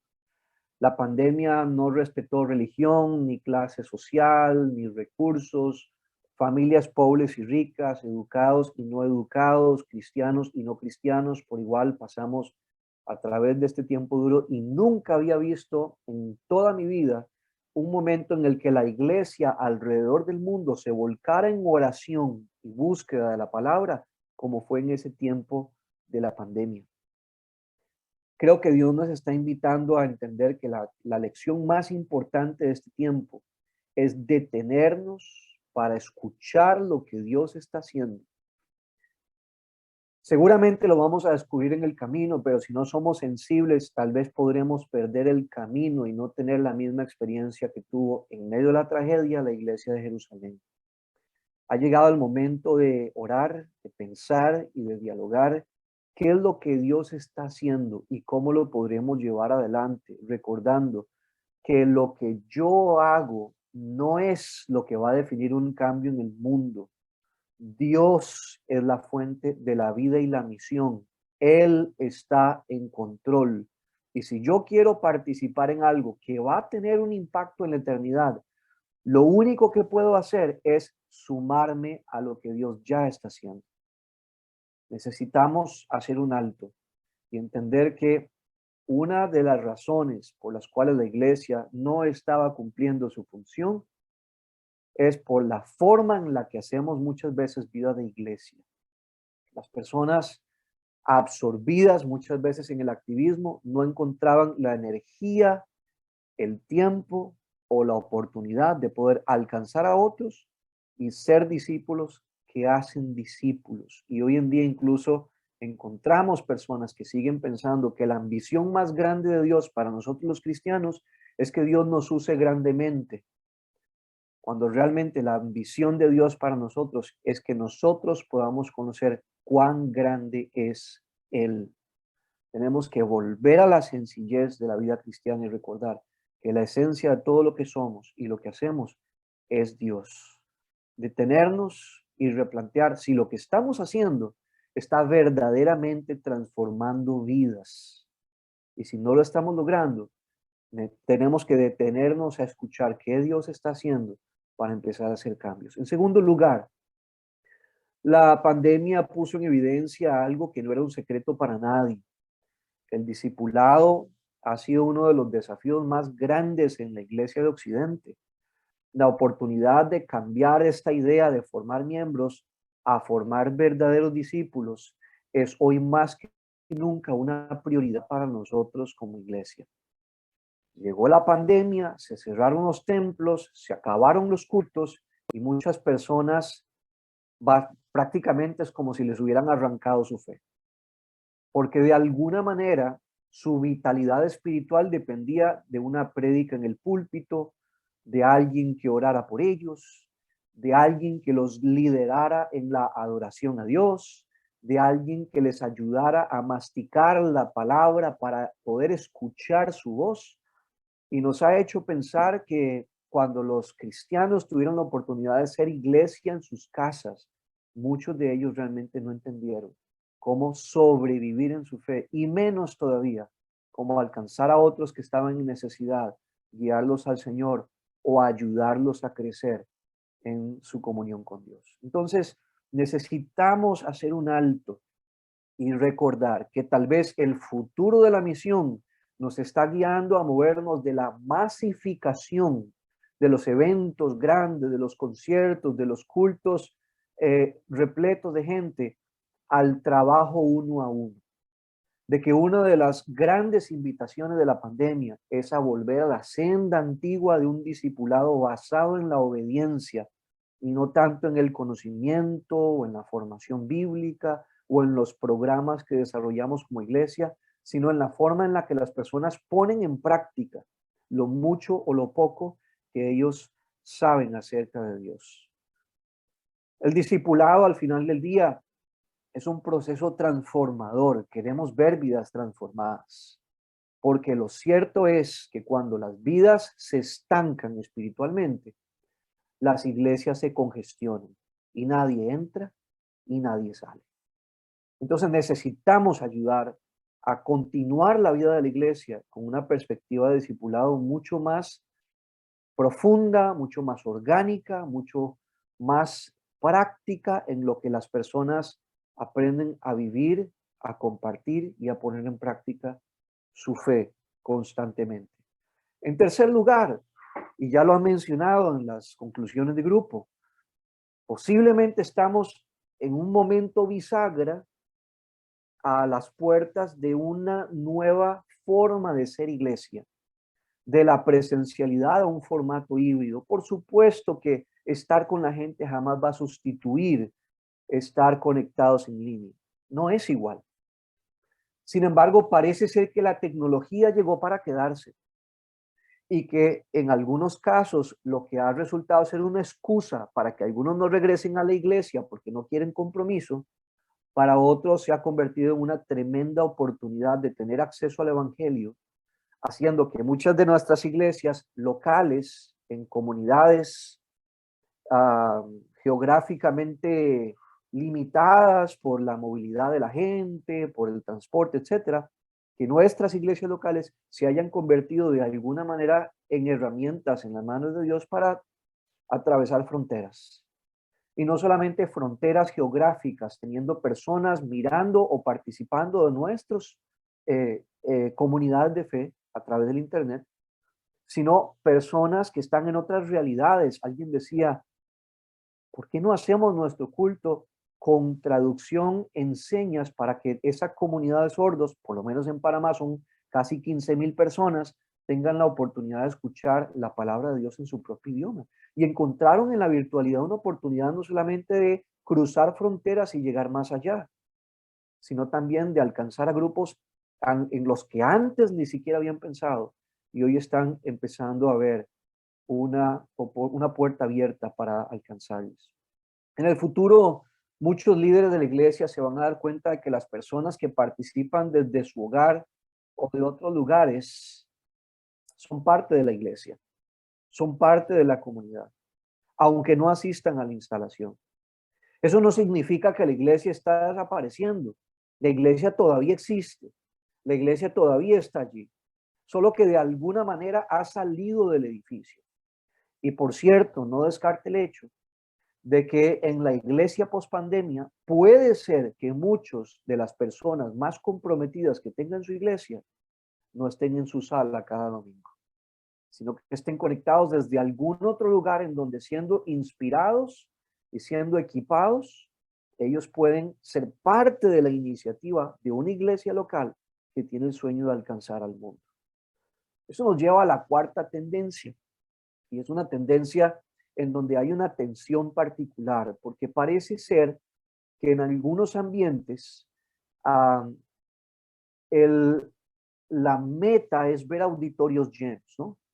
De hecho, en algunos ambientes medimos el éxito del trabajo cristiano en función de los edificios, del número de miembros. Es muy común escuchar cuando nos presentamos en diferentes lugares y alguien dice, es pastor, la gente, una de las preguntas que surge rápidamente es ¿cuántos miembros tienes?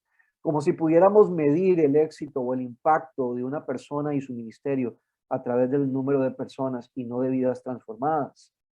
Pero aquí tenemos que detenernos por un instante y hacernos la pregunta, en esa tensión de ver iglesias o auditorios llenos o misiones cumplidas, si en el futuro de la misión, por las circunstancias que estamos viviendo, que posiblemente en otros escenarios van a seguir pasando en temas de seguridad, en temas de salud, si algunas de estas realidades va a tener que invitarnos a pensar en cómo cumplimos la misión sin necesidad de ver nuestros templos llenos, en cómo nos movemos a construir un sueño que no se reduce al tamaño de su edificio o de la sala que usted puede llegar a llenar. Cuando los sueños de Dios para nuestras iglesias están limitados al número de gente que podemos poner en una sala, hemos perdido el sueño de la misión de Dios. Y nos hemos quedado posiblemente igual que la iglesia de Jerusalén, en un punto en donde no nos damos cuenta que Dios nos ha llamado a llegar más allá, en nuestras comunidades, en otros grupos de nuestras comunidades, e incluso fuera de nuestras fronteras, alcanzando otras personas. Número 5, de un enfoque a los edificios a un enfoque a las personas. Es cierto que los cristianos no podemos dejar de estar juntos. La Biblia nos recuerda esto. Es cierto que tenemos que tener comunidad. Hay versículos que usamos para animar a las personas a no dejar de congregarse. Lo que no es cierto es que esta comunidad o esta oportunidad de reunión deba suceder estrictamente en un edificio que es propiedad de la iglesia. Eso nos ayuda a pensar, sobre todo en este tiempo, que quizás la senda antigua de iglesias que veían surgir nuevos discípulos desde el corazón de sus hogares es una de las oportunidades que Dios nos está trayendo nuevamente a la mesa para que hagamos de cada hogar un altar y que de cada uno de los discípulos o las personas que son parte de nuestra iglesia, equiparlos para que ellos puedan alcanzar a otros y construir comunidades misionales desde una perspectiva diferente. Las iglesias en crecimiento verán que el internet y los edificios van tomando perspectivas diferentes. Y quizás los edificios, más que ser el centro de todo lo bueno que sucede alrededor de la vida de la iglesia, se convierta más en un punto de entrenamiento para los creyentes que quieren alcanzar y discipular a otros. Y por qué no, para el servicio a una comunidad que siempre está necesitada de diferentes cosas y que podrían ver en el templo, en algunos casos vacíos, una oportunidad para poder entrenar a nuestra gente en servir a los que están alrededor de nosotros, pero al mismo tiempo alcanzar a otros. Reunir a la gente los domingos por la mañana será tan importante como siempre, simplemente que no sucederá exactamente igual que antes. Y quizás no siempre va a suceder en un edificio que es propiedad de una iglesia. Necesitamos pensar, así como Dios desafió en la historia de la iglesia de Jerusalén, los paradigmas del liderazgo de los apóstoles, los paradigmas de los creyentes de la iglesia de Jerusalén, pensar cómo estas realidades que están cambiando nos invitan a repensar algunas cosas para hacer iglesia. En sexto lugar, y corro porque el tiempo se nos va, tenemos que hablar del desarrollo de programas a la construcción de comunidades. Estoy hablando de enfocarnos menos en la reunión y más en la conexión con las personas.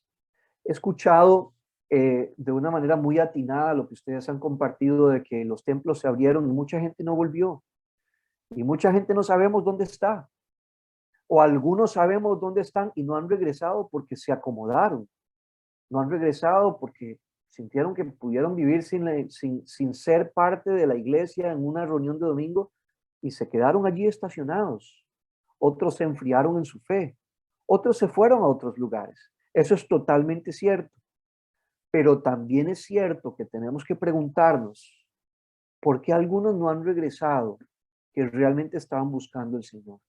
Escuchaba un par de historias, una pareja con la que estuvimos recientemente, que nos decía, nosotros estuvimos en la iglesia por tanto tiempo y por la pandemia y situaciones de salud, no solamente por el COVID, sino por una operación de espalda que esta persona tuvo y que los limitó tremendamente para poder salir de casa, ellos no regresaron por meses a la iglesia y nadie se dio cuenta.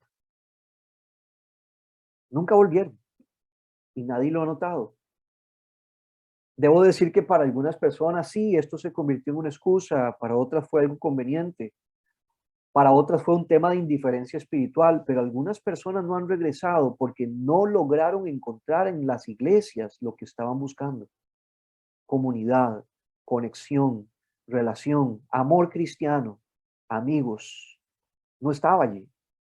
Y se dieron cuenta cuando salieron y se encontraron solos y abrieron los ojos de que estando en la iglesia los domingos en la mañana, también estuvieron solos. Entonces, tenemos que empezar a pensar que competimos en este momento con muchas iglesias. Hoy en un domingo por la mañana, las personas que son miembros de nuestras congregaciones pueden participar del culto de cualquier iglesia alrededor del mundo.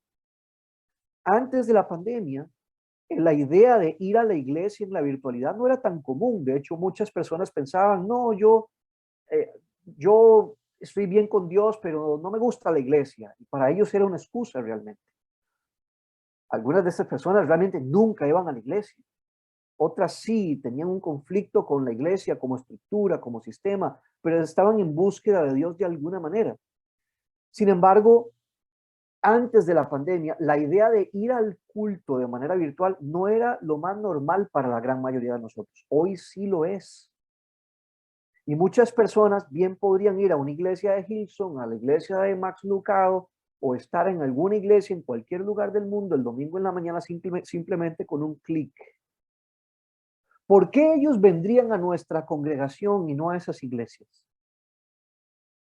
Sabiendo que competimos con iglesias que tienen presupuestos y programas fabulosos, están fuera de nuestras capacidades o realidades financieras para poder ofrecer en términos de programas la misma calidad, si podemos hablar en términos de atracción, que ellos ofrecen a estas personas. ¿Por qué ellos vendrían a nuestros cultos un domingo en la mañana y no un culto de un predicador famoso o de un grupo famoso de adoración? ¿Por qué vendrían a nosotros? Y la única respuesta que puedo encontrar es porque lo que ellos están buscando no son programas.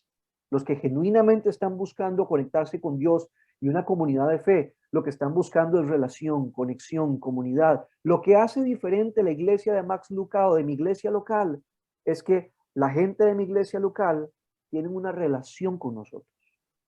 Los conocemos. Max Lucado no. Y no estoy diciendo que ir o no a la iglesia de Max Lucado sea bueno o sea malo. Lo que estoy diciendo es que la iglesia debe construir comunidad y estar más enfocada en la conexión y la relación que en el contenido de los programas y los eventos que ofrecemos para alcanzar a las personas.